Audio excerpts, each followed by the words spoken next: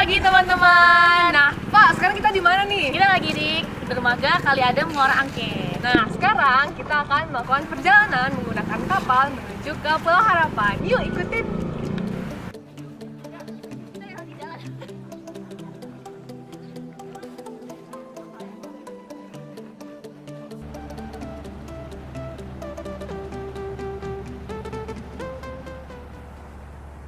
Hai, sekarang kita sudah sampai di Pulau Harapan.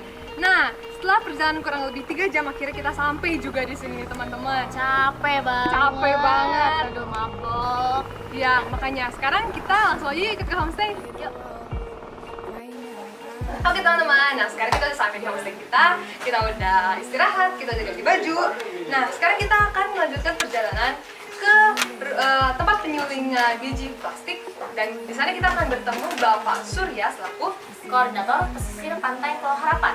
Dan kita akan melanjutkan perjalanan kita dan melanjutkan beberapa pertanyaan kepada Pak Ilham selaku Ketua RT dan juga Ketua Paguyuban Pulau Harapan.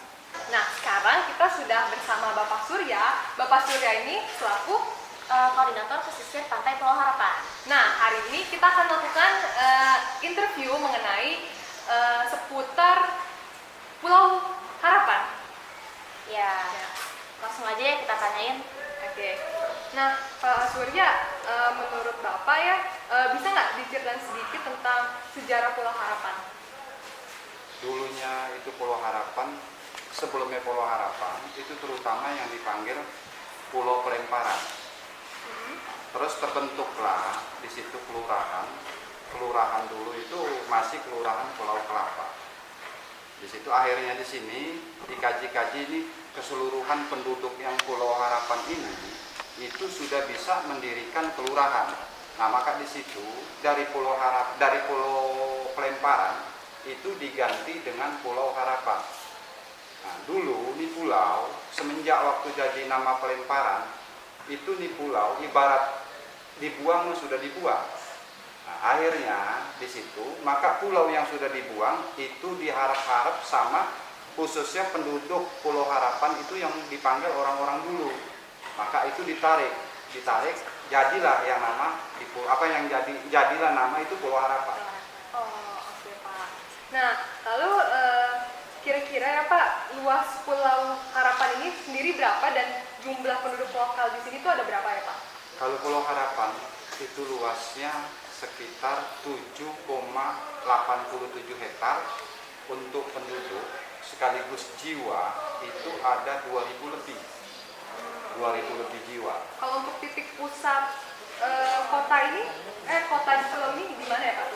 Ya kalau khusus di bagian Pulau Seribu itu yang khususnya Pulau Harapan, di pulau-pulau lainnya juga itu kita waktu dulu itu kita masih berinduk di Donggala.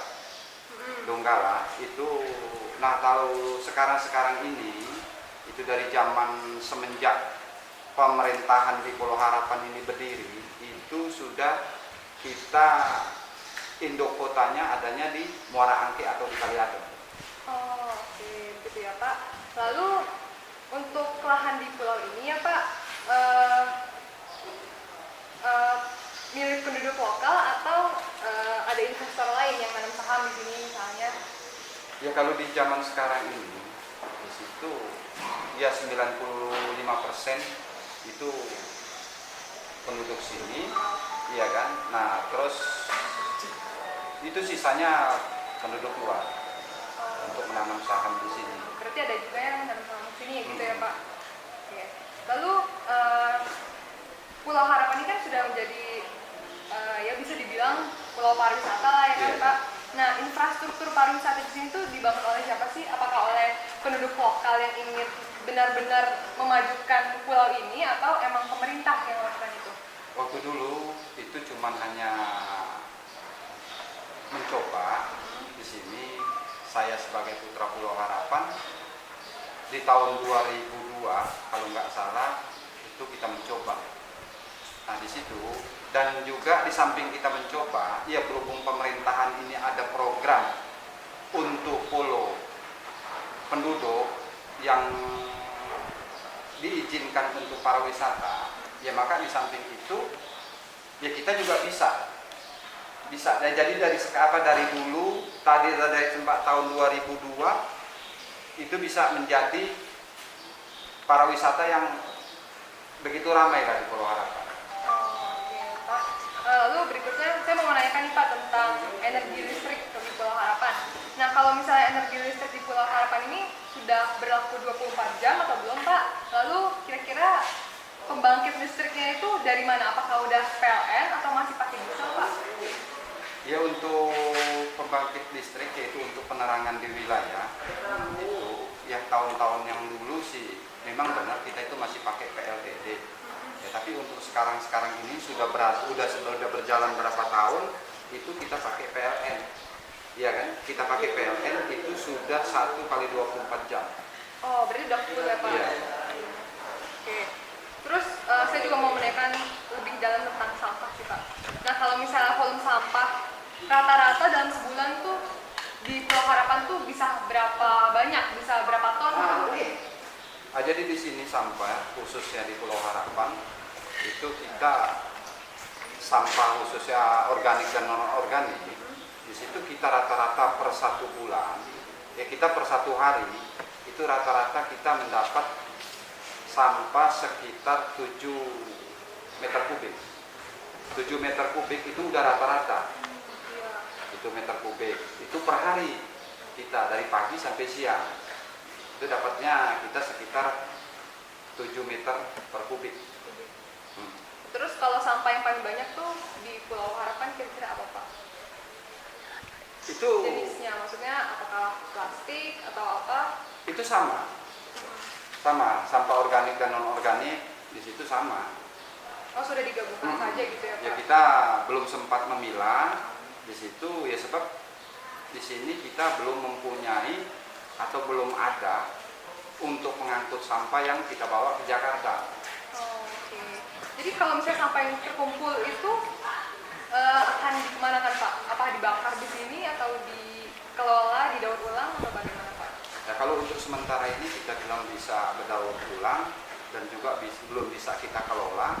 Nah, jadi untuk sementara ini kita mengambil sampah dan untuk membuangnya itu sekarang kita buang di TPA, tempat pembuangan akhir di situ. Dan juga di samping itu kita di TPA itu untuk jalan selanjutnya, ya kan kita akan membuat taman pelabuhan dagang yang ada di sisi barat laut Pulau Harapan. Oh, gitu ya Pak. Lalu kalau untuk sumber air itu di Pulau Harapan itu yang buat konsumsi ataupun buat mandi misalnya itu tuh dari mana Pak sumber airnya? Ya kalau khususnya untuk mandi di situ ya kita punya sumur perorangan. Nah, cuman ada juga kita di sini kalau musim kemarau itu cuma berapa sumur aja yang bisa kita pakai, ya kan? Tapi untuk konsumsi itu kita mempunyai air suling. Nah, jadi air suling kita di situ di waktu musim kemarau itu harus aktif 1 kali 24 jam. Oke. Ya, terus selanjutnya nih Pak, kira-kira tuh Pulau Harapan itu pernah nggak sih kena abrasi laut atau kena cikisan dari air laut gitu Pak? Nah, itu untuk abrasi laut khususnya di Pulau Seribu itu tergantung air. Kita tergantung air pasang surutnya. Nah, sekarang kalau air pasang surut, ya modal sekarang nih di bulan-bulan ini itu masih ada air pasang. Nah, cuman di situ berapa jam aja itu sekitar 2 jam atau 3 jam dia udah kembali surut lagi.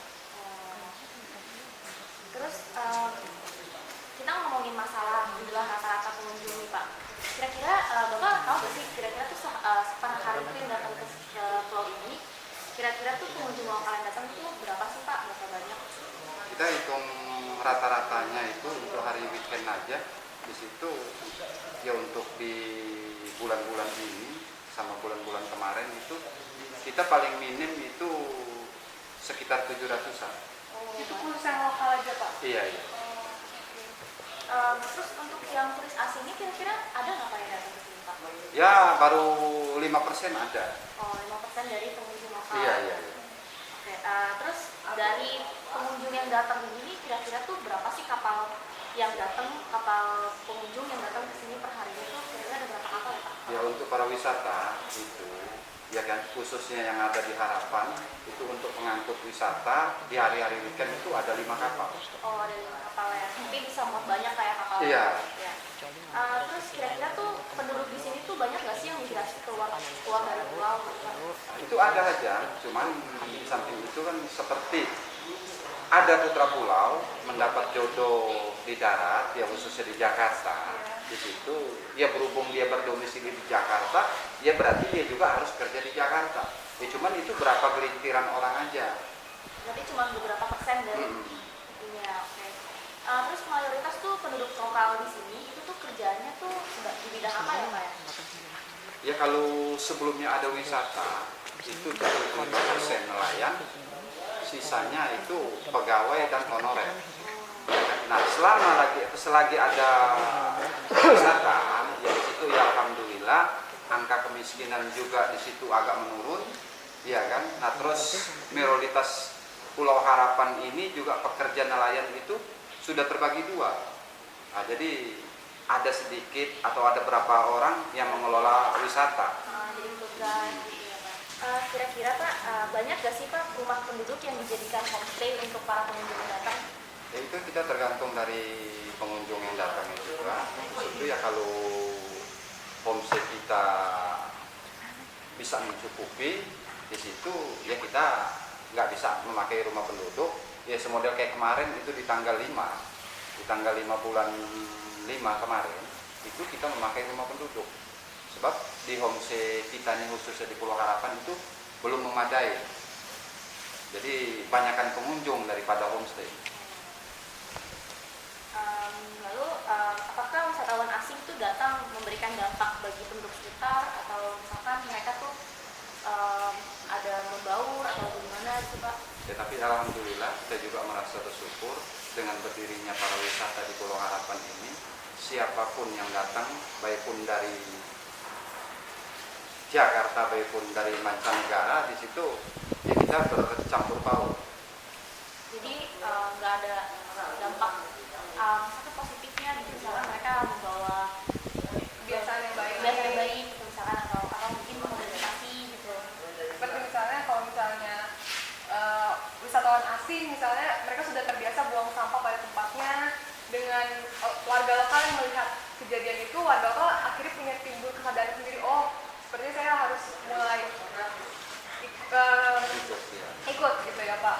Iya, memang benar di situ. Ya cuman sering kita pelajarin, saya khususnya pekerja pesisir pantai. Di situ ya lebih bagus para wisata. Di situ lebih bagus pengunjung dibanding orang pribuminya. Di situ. Jadi kita itu banyak belajar dengan pengunjung itu. Cara membuang sampah ya harus di tempatnya. Yang terakhir nih Pak, apakah pulau ini menjadi salah satu pulau yang harus dikunjungin? Dari pulau ini itu misalkan apa sih kelebihan pulau ini? Jadi kayak kita tuh harus datang ke sini gitu loh. Apa ya kelebihannya kira-kira dari pulau-pulau lainnya? Nah, jadi untuk di Pulau Harapan, di situ memang benar Pulau Harapan ini ya ibarat pasir putih itu nggak ada. Ya cuma di Pulau Harapan ini, di samping Pulau Harapan ini dia mempunyai pulau. Dia mempunyai pulau itu 10 pulau yang khususnya bakal para wisata.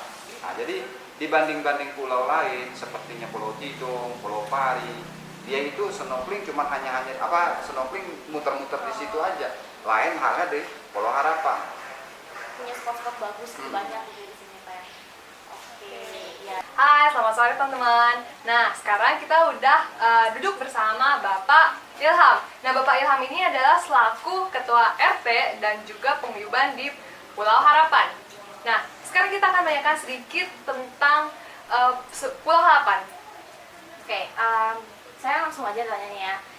Kira-kira Pak, apa sih ada nggak sih hambatan-hambatan yang terjadi di Pulau Harapan untuk kayak pengembangan pariwisata di Pulau Harapan ini sendiri? Hambatannya transportasi aja sih, karena transportasi itu biayanya lebih tinggi. Itu kedua kesadaran masyarakat kurang, itu aja kalau hambatannya sih. Atau ada kayak misalkan hambatannya tuh kurang adanya kesadaran masyarakat buat kayak lebih membuka pikirannya untuk kayak lebih membangun pariwisatanya gitu misalkan, atau kayak lebih menawarkan maksudnya lebih membuka diri gitu untuk menawarkan pariwisata ke di luar pulau gitu. Kalau untuk masyarakat sih kayaknya untuk mengembangkan satu usaha untuk pariwisata itu keinginan. Cuman kalau tidak dibantu sama pemerintah, terutama pemerintah daerah ataupun tidak jeli dalam pemerintah itu, kayaknya memang tidak ada hambatan begitu. Terutama di bidang transportasi, walau jalan-jalan, terus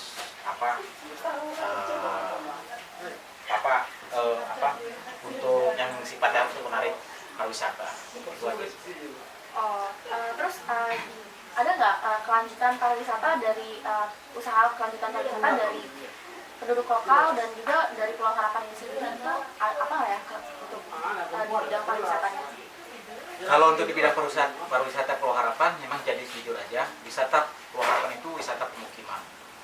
Kita tapi berbasis pemberdayaan masyarakat. Itu karena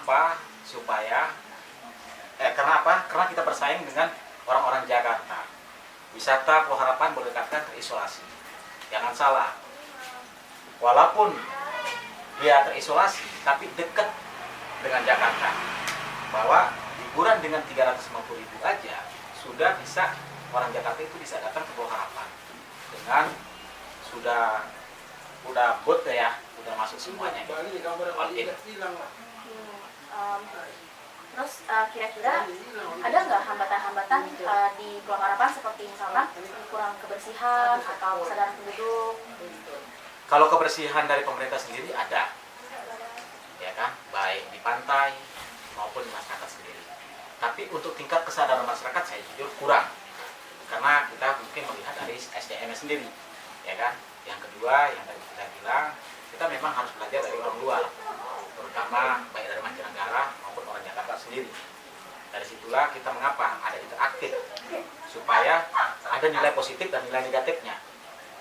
Kita juga banyak belajar dari mahasiswa dari ya, ada yang dari Sakti, ada yang dari UI, juga dia kan ada LIVI, ada itu. Kita menjadi barometer perbandingan pembicaraan supaya apa? Supaya Pulau Harapan itu tidak terisolir lagi. Oh, ada loh wisata yang bisa dikembangin ke seluruh dunia. Ya, alhamdulillah untuk mancanegara, Jepang, Korea, Chinese itu ada udah datang. Ya mereka, ya kita apa adanya. Ya kan kita bilang untuk makan juga kita sifatnya tradisional. Belum makan ini loh, gaya makan gue seperti ini. Dan gaya bahasa juga, ya maaf, untuk bahasa Inggris kita masuk boleh dikatakan 50% kan. Karena tadi kita bersaing dengan orang luar. Nah, tadi kita bilang untuk pemberdayaan aja supaya tenaga kerja ini tidak lagi ada istilah kata curiga, tidak lagi istilah kata bergantung sama pemerintah dan bergantung pada orang tuanya. Akhirnya sekarang sudah mandiri kan. Jadi kalau boleh saya simpulkan Pak, sebenarnya kalau di Pulau Harapan ini punya potensi gitu Pak, tapi mungkin belum ada tenaga khususnya terutama di bidang seperti tour guide gitu. Kalau untuk berbahasa asing kan? Kalau untuk tour guide yang berbahasa asing sebenarnya kita ada pelatihan. Itu TN Taman Nasional punya, ya kan? Ya, tadi kita bilang kita juga terbentur daripada SDM yang ada. Karena kebanyakan orang Pulau Seribu khususnya itu kalau mau sekolah itu harus ke Jakarta lagi, mau kuliah. Nah, dari sana dia menimba ilmu, belum tentu dia datang lagi ke Pulau Harapan atau ke pulaunya sendiri. Dia udah kerja ilmu betah. Nanti kalau udah susah di sana baru dia datang lagi. Gitu. Ya, tapi khususnya kita juga berharap semoga Pulau Harapan ini semakin terus berkembang dalam bidang pariwisatanya ya. Ya semoga Pulau Harapan ini bisa jadi pulau yang paling udah spotlight lah gitu di Kepulauan Seribu, karena Pulau Harapan ini punya banyak pulau yang bagus-bagus, terus lumayan sudah mulai berkembang pariwisatanya. Kami rasa interview seputar Pulau Harapan ini cukup sampai di sini. Kami ucapkan banyak terima kasih. Oh, terima kasih Pak. Ya. Pak Ilham dan semoga kedepannya Pulau Harapan lebih maju. ya, kami sangat berharap berharap semoga kedepannya Pulau Harapan tingkat pariwisatanya bisa semakin lebih maju dan lebih Go berkembang. internasional. Yes, oke, amin. Terima kasih. Terima kasih.